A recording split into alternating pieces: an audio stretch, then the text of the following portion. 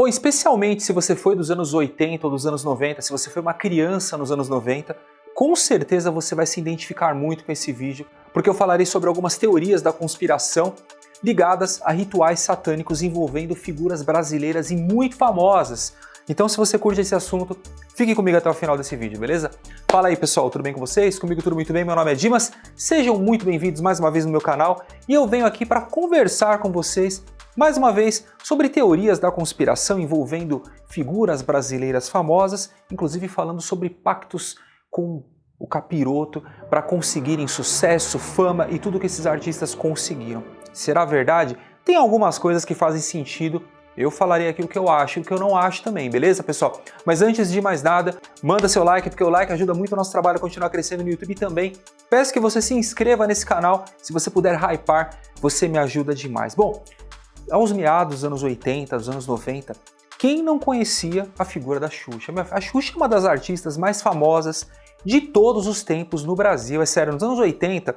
ela bateria, se fosse nos anos 80, Luan Santana, ela bateria no Luan Santana, também na Anitta, não tinha artista para bater de frente com a Xuxa nos anos 80. Se fosse atualmente, seria da mesma forma, com toda certeza, a nível de sucesso, fazendo uma comparação. O sucesso da Xuxa realmente foi muito estrondoso, ela fez muito barulho nos anos 90, ela esteve na Manchete, fez programa nos Estados Unidos, foi pra Globo, é ali que ela cresceu pra caramba.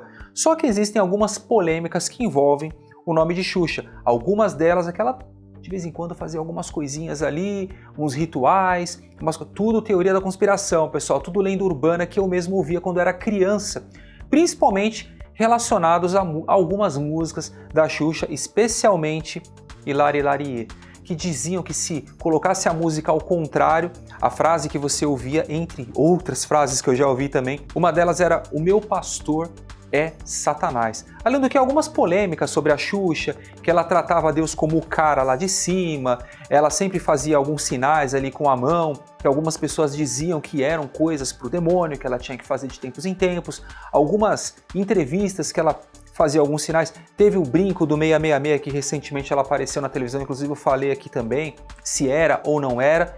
O nome da Xuxa sempre esteve um pouco relacionado a esse tipo de assunto e também não podemos esquecer da polêmica da boneca, né? A boneca da Xuxa fez muito sucesso também, ela lançou aquela boneca, era uma febre, todo mundo comprava, mas algumas pessoas relatavam que a boneca andava sozinha à noite, sussurrava no ouvido das crianças, arranhava as crianças enquanto elas estavam dormindo, e tiveram inclusive relatos no jornal na época, né? Algumas coisas saíram nos jornais e tudo. Pessoal, é verdade ou não? Não sei. Eu só sei que é muito sinistro porque realmente era uma coisa que todo mundo ouvia falar, que nem a loira do banheiro. Lembra a loira do banheiro? Já ouviu da loira do banheiro? Todo mundo ouvia da loira do banheiro. E a Xuxa também era um nome muito relacionado a isso. Supostamente algumas pessoas falavam que ela tinha feito pacto para ter todo o sucesso que ela teve, toda a grana também que ela conquistou. E essa coisa de grana ser relacionada com o demônio é um negócio que já vem de muito tempo, pessoal. Pois a própria Bíblia fala algumas coisas sobre o mal do dinheiro, mas no meu entendimento não é que ter dinheiro é uma coisa ruim, mas sim ele não pode virar um idólatra na sua vida. Você não pode idolatrar o dinheiro mais que Deus, na verdade. Você pode gostar do dinheiro, só que Deus sempre em primeiro lugar. Então esse tipo de comentário das pessoas sempre vieram por parte, principalmente, de pessoas mais ligadas à religião. Eu sou uma pessoa ligada à religião, pessoal, mas eu nunca caí nesse tipo de narrativa. Ah, se aquela pessoa é muito famosa, se aquela pessoa tem muito dinheiro, provavelmente ela fez um pacto com o demônio ou roubou alguém. Então, a pessoa nunca é mérito dela. Então, isso é um pouco interessante de se discutir. Porém, o nome da Xuxa sempre foi envolvido ou sempre foi relacionado com essas polêmicas. Agora, você lembra de um outro boneco muito famoso também nos anos 90 que se chamava Fofão? Eu particularmente achava um boneco até feio pra caramba, né? Um boneco meio esquisito, porém foi um boneco que fez muito sucesso, criado pelo artista plástico, também um ator, o Orival Pessini, e ele criou esse personagem tanto no Balão Mágico e depois virou uma febre entre a criançada e vendeu pra caramba, Fofão vendeu pra caramba. Eu nunca tive, nunca gostei muito, até mesmo da aparência do Fofão, não gostava muito, mas coincidentemente o Fofão ele estourou mais ou menos na mesma época que o Chuck também estourou nas telas. Você lembra o Chuck? Quem era o Chuck? O Chuck era o boneco assassino, aquele boneco que acordava com o espírito de um assassino lá, tudo, e acabava fazendo as coisas que ele fazia nos filmes e dava até certo medo, pessoal. Hoje eu assisto e dou risada. Mas eu já tive um cagacinho do Chuck, eu admito. E o Chuck até tinha uma relação, ele até parecia um pouco na verdade. Mas eis que algumas polêmicas vieram também em torno do Chuck, já que algumas pessoas ao desmontar a cabeça do Chuck encontravam uma estrutura pontiaguda no dorsal, na espinha ali, né, onde seria a espinha do boneco, e algumas pessoas diziam que aquilo era um punhal mesmo para possíveis rituais satânicos. Eu acho que, no caso do Fofão, é muito teoria da conspiração, que foi provado que aquilo não era um punhal, era a própria estrutura do boneco. Talvez uma falha de fabricação, por ter uma pontiaguda, realmente isso era verdadeiro, porém, eu particularmente não acredito que o Fofão tenha algum tipo de relação com um ritual satânico. Agora, a Xuxa eu não sei, pessoal. Comenta aqui se vocês ouviam também essas lendas urbanas e se tem alguma lenda urbana que você ouvia, de repente eu faço um outro vídeo para interagir com vocês aqui no canal, que eu acho bem interessante esse tipo de história, eu acho bem legal. E na época estava muito em alta isso. Nos anos 80, o satanismo e falar sobre isso estava muito, mas muito em alta, já que o mundo estava passando por uma transformação. Inclusive, estava muito em alta esse negócio de ficar colocando as músicas ao contrário, sabe? Para ouvir mensagens satânicas. O próprio Engenheiros do Havaí fez uma brincadeira com isso, eles fizeram de propósito. Uma certa música que você virava ao contrário, ele falava: o que você está procurando aí? O que você quer aqui? Uma coisa desse tipo. Para as pessoas que... Era uma febre isso, pessoal. Todo mundo queria virar o disco ao contrário. Eu, particularmente, nunca fiz.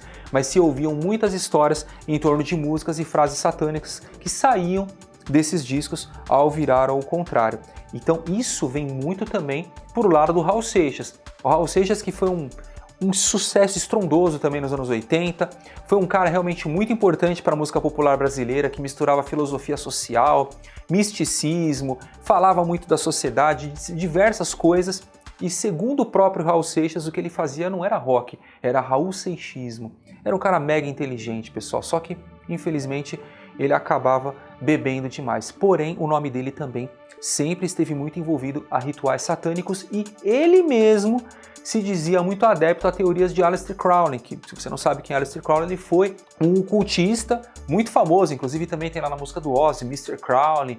Ele é citado em diversas coisas, tá? E ele era um adepto das teorias de Aleister Crowley, que você deveria criar uma sociedade alternativa e fazer tudo o que você quisesse, pois é tudo da lei, nada é proibido.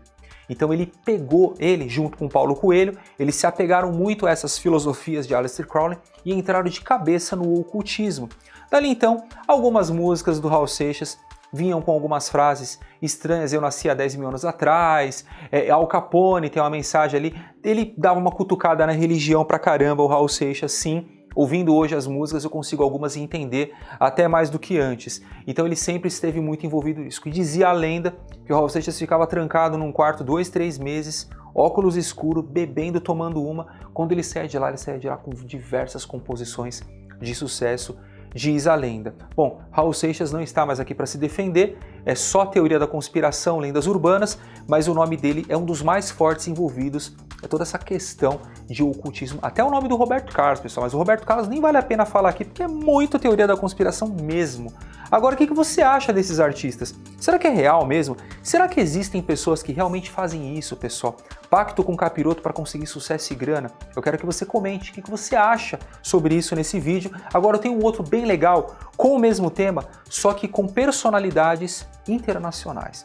Possivelmente essas pessoas fizeram um pacto ali com um negocinho ali para conseguir fama e sucesso. Vem comigo nesse vídeo que também tá tão legal quanto esse. Beleza, pessoal? Beijão no coração de todos, obrigado por terem ficado até o final, até o próximo vídeo e é nóis!